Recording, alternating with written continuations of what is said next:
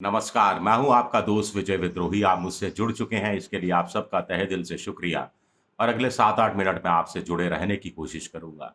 तो क्या राजस्थान में बीजेपी में भारी बदलाव, भारी फेर-बदल, बहुत बड़ा धमाका 13 जुलाई को होने वाला है। 13 जुलाई, 13 शब्द कुछ के लिए अनलक्की होता है, तो किन लोगों के लिए अनलक्की साबित होगा और कौन-सा ऐसा वर्ग है जिसके लिए लकी साबित होगा? प्रदेश कार्य समिति की बैठक है, जेपी नड्डा राष्ट्रीय अध्यक्ष, उनके भी आने की चर्चा है। तो क्या कुछ होने वाला है? वैसे हो तो बहुत कुछ रहा है, 4 चीज़ें हाल ही में हुई हैं। एक, राष्ट्रीय अध्यक्ष जेपी नड्डा के कहने के बावजूद किरोड़ी लाल मीणा इस्तीफा देने पर अड़े हुए हैं। इस्तीफा उन्होंने वापस नहीं लिया। दूसरा, वसुंधरा राजे का बयान अभी भी ताज़ा है कि जिन लोगों को उँगली पकड़ कर चलना सिखाया, वही वफ़ा के मायने भूल गए हैं। तीसरा, मुख्यमंत्री 1 घंटा जाते हैं, वसुंधरा राजे के पास बैठकर बतियाते हैं। कुछ लोग कहते हैं बजट के बारे में जानने गए थे, क्योंकि मुख्यमंत्री जब वसुंधरा थी तो वित्त मंत्रालय भी अपने पास रखती थी और बहुत सारे बजट उन्होंने कई-कई साल लगातार पेश किए थे। कुछ लोग कह रहे हैं कि 5 विधानसभा का जो उपचुनाव है, उसमें गुद्दी फँसी हुई है मुख्यमंत्री की और उनको अब याद आ रही है वसुंधरा राजे की और किसी न किसी कीमत पर वो चाहते हैं कि वसुंधरा कम से कम 1-2 जगह तो भाषण देने, चुनाव में प्रचार में भाग लेने के लिए चली जाए। क्या वसुंधरा मानेंगी? सतीश पूनिया हरियाणा के प्रभारी बनाए जा चुके हैं, उन्हें बड़ी ज़िम्मेदारी दी गई है, लेकिन वो धुर विरोधी रहे हैं वसुंधरा कैंप के और अब वो वसुंधरा की तारीफ़ कर रहे हैं। कह रहे हैं कि उनको बहुत मान-सम्मान मिला, बहुत बड़ी नेता हैं, 2 बार मुख्यमंत्री रही, केंद्र में मंत्री रही और उनकी उपस्थिति को, उनकी राजनीतिक हैसियत को कम करके नहीं आँका जा सकता। तो ये सब क्यों हो रहा है? इसको समझने की कोशिश करते हैं। जेपी नड्डा ने बुलाया था तो बीच का फ़ॉर्मूला ने निकला कि 10 दिन तक इंतज़ार किया जाए। यानी कुल मिलाकर किरोड़ी लाल मीणा ने इस्तीफ़ा वापस लेने से साफ़ तौर पर इनकार कर दिया। कुछ लोगों ने कहा गवर्नर बना दिया जाएगा, तो गोलमा देवी उनकी पत्नी ने कह दिया, जब मंत्री पद ठुकरा रहे हैं, तो राज्यपाल बनकर क्या करेंगे? साफ़ है कि वो राज्यपाल नहीं बनना चाहते और उन्होंने साफ़ चेतावनी दे दी है डॉक्टर किरोड़ी लाल मीणा ने कि उन्हें गुलाब चंद कटारिया नहीं समझा जाए, जिन्हें बीजेपी ने असम का गवर्नर बनाकर राजस्थान की राजनीति से परे कर दिया था। डॉक्टर किरोड़ी लाल मीणा ने ये भी साफ कह दिया कि उन्हें सतीश पूनिया नहीं समझा जाए, जिन्हें हरियाणा का प्रभारी बनाकर राजस्थान की राजनीति से एक तरह से बेदखल कर दिया गया है। उन्हें राजेंद्र राठौड़ भी ना समझा जाए, जो ना इस समय ना घर के हैं, ना घाट के हैं।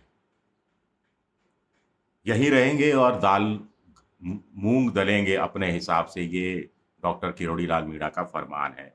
वसुंधरा राजे भी आलाकमान के लिए एक अजूब पहेली बनी हुई है।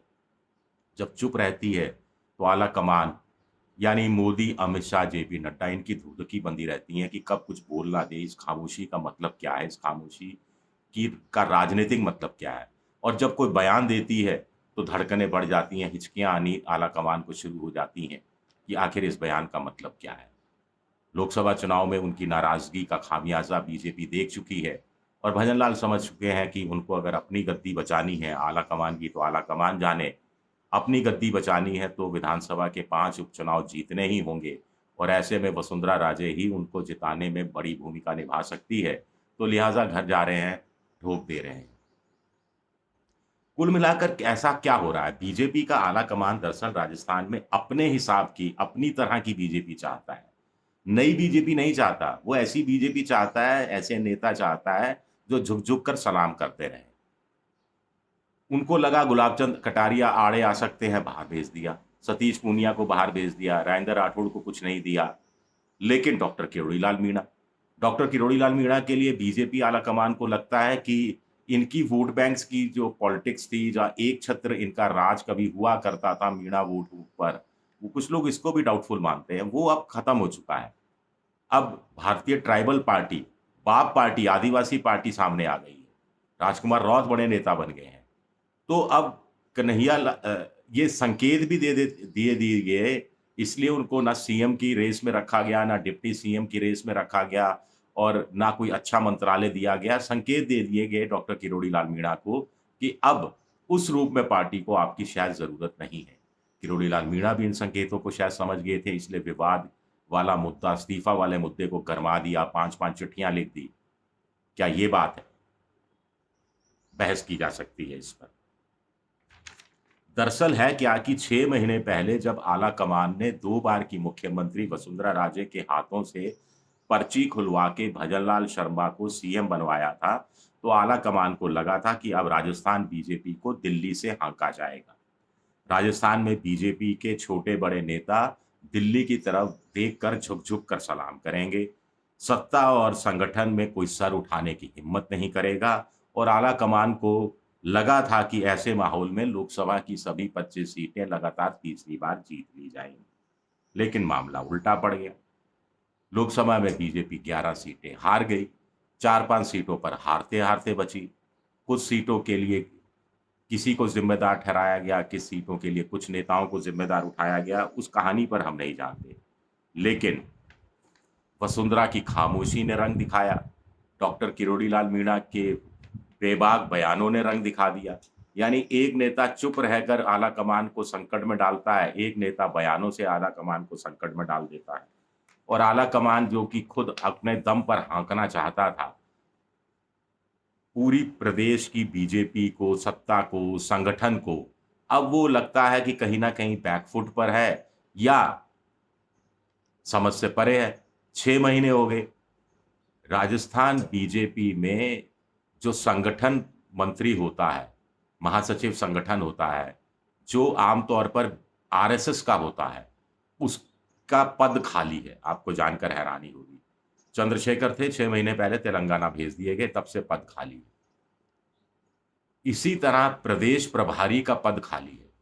अब आलाकमान चाहे तो जैसे पर्ची निकालकर भजनलाल शर्मा को मुख्यमंत्री बना दिया गया था, ऐसे किसी को भी बना सकता है राजस्थान का प्रभारी, लेकिन ऐसा हो नहीं रहा। संघ की तरफ से कोई प्रपोज़ल आ नहीं रहा। संघ भी नाराज़ है क्या आलाकमान से? संघ से फीडबैक नहीं मिल रहा। कम से कम शेखावटी इलाके में इतनी बुरी तरह से बीजेपी पिटेगी, इसका फीडबैक तो संघ के कार्यकर्ताओं के थ्रू मिल जाना चाहिए था बीजेपी के नेताओं को। आला कमान ने अपनी कोई एजेंसियां हायर कर रखी हैं विदेशों की, जो सर्वे कर रही हैं। अपने नेताओं से, अपने कार्यकर्ताओं से ज़मीनी हकीकत आला कमान ने कभी लेने की ज़रूरत महसूस नहीं की। उनको लगा जो हम चाहेंगे हो जाएगा। जो जाति हमें वोट देती रही है, हम चाहेंगे तो वो जाति वोट देती रहेगी। हम चाहेंगे तो कैंडिडेट बदल देंगे और बदले हुए कैंडिडेट की बदली हुई जाति को भी पिछली वाली जाति जो कि पिछली उम्मीदवार को वोट देती रहेगी, वो भी उसी तरह देती रहेगी, क्योंकि हम हैं, क्योंकि आला कमान है, आला कमान की ठसक है, आला कमान की हनक है। लेकिन चीज़ें तो बिगड़ती चली गई। अब आप देख ही रहे हैं किस तरह से राजस्थान में चीज़ें बिगड़ी हैं बीजेपी के लिए।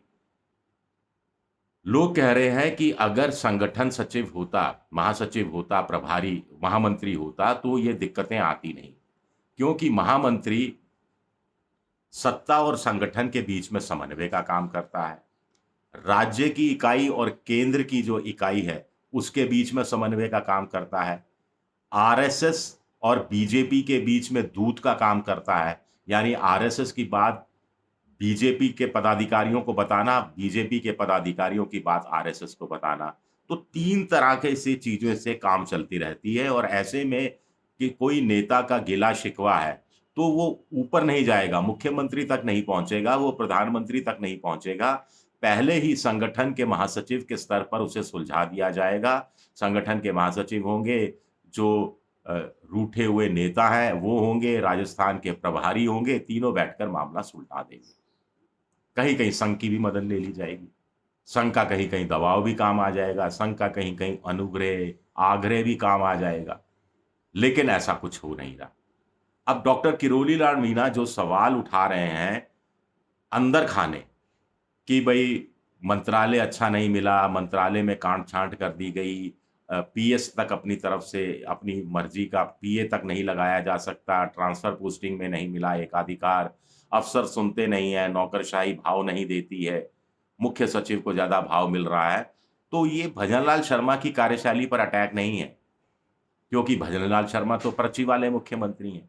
कहीं न कहीं आला कमान पर अटैक कर रहे हैं, आला कमान को निशाने पर ले रहे हैं और आला कमान इसका तोड़ नहीं निकाल पा रहा है।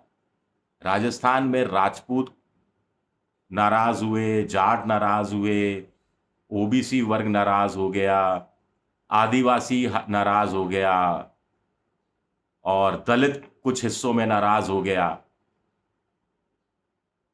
इन जातियों की वापसी करनी है। इन जातियों की वापसी बड़े सीनियर जाति के नेता कर सकते हैं या वसुंधरा जैसे नेता कर सकते हैं जिनका अपनी जाति के अलावा दूसरी जातियों पर भी प्रभाव है।